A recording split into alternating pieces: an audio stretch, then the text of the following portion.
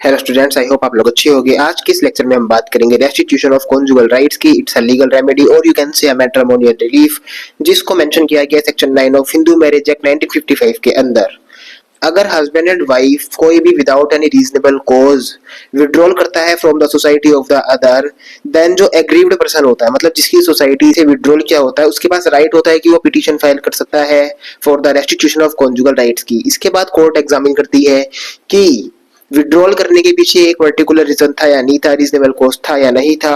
अगर reasonable cause नहीं होता तो कोर्ट एक डिक्री पास करती है, मतलब कोर्ट ऑर्डर देती है जिस पर्सन ने विड्रॉल किया सोसाइटी से उसको कि वो वापस आके अपने मैरिटल ऑब्लिगेशंस को जो है फुलफिल करे एंड कोहैबिट करे।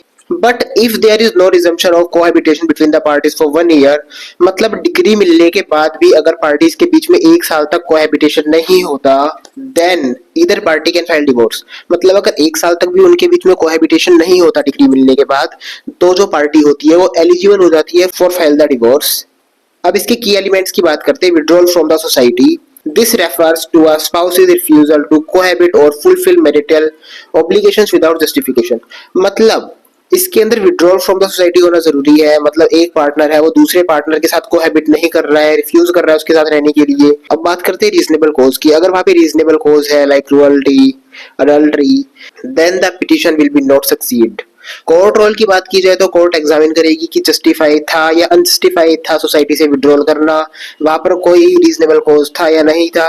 अगर वहां पर रीजनेबल कॉज होता है then court will pass the decree, मतलब कोर्ट ऑर्डर दे रही है उस पार्टी को जिसने विड्रॉल किया था कि वो वापस आके कोहैबिट करे, अपने मैरिटल ऑब्लिगेशंस को पूरा करे।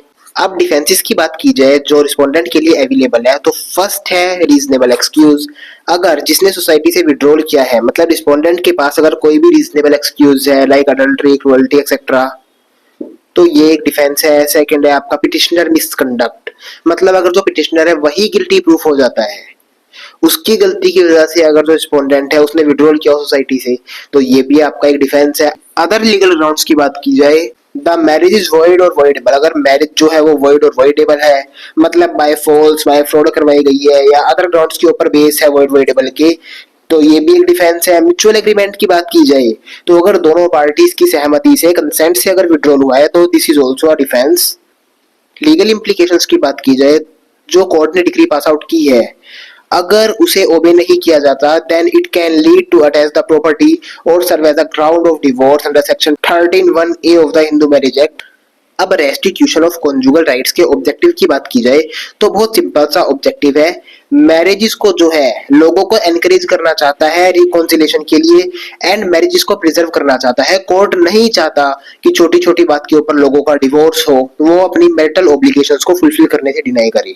बिकॉज जो मैरिज है उसका एक सीरियस नेचर है इंडिया के अंदर, वो बच्चों का कोई खेल नहीं है।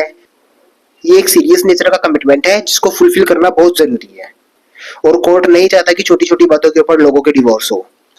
क्रिटिसिज्म की बात की जाए तो वायलेशन ऑफ प्राइवेसी, जो हमारा रेस्ट्रिक्शन ऑफ कॉन्जुगल राइट है, वो किसी भी पर्सन की personal autonomy and the right to privacy को वायलेट करता है। फोर्स करता है एक पर्सन को दूसरे पर्सन के साथ रहने के लिए अगेंस्ट देयर विल, मतलब उनकी मर्जी के बिना, एंड उनके मैरिटल ऑब्लिगेशंस को फुलफिल करने के लिए उनको फोर्स करता है। कॉन्स्टिट्यूशनल चैलेंजेस की बात की जाए तो इस प्रोविजन को इन द कोर्ट चैलेंज किया गया था for the violating article 14, 19 and 21 of the Indian constitution. अब इसकी लैंडमार्क केसेस की बात की जाए तो फर्स्ट है आपका टी सरिता वर्सेस टी वेंकटेश शुभैया 1983 का केस है।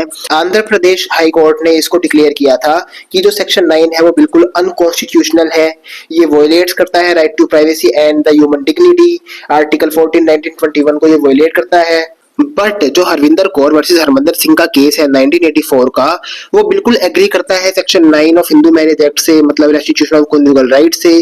बिकॉज इसके अंदर वो कोहैबिट करने के लिए भी बोलता है पर्सन्स को, उनके मैरिटल ऑब्लिगेशंस को फुलफिल करने के लिए बोलता है।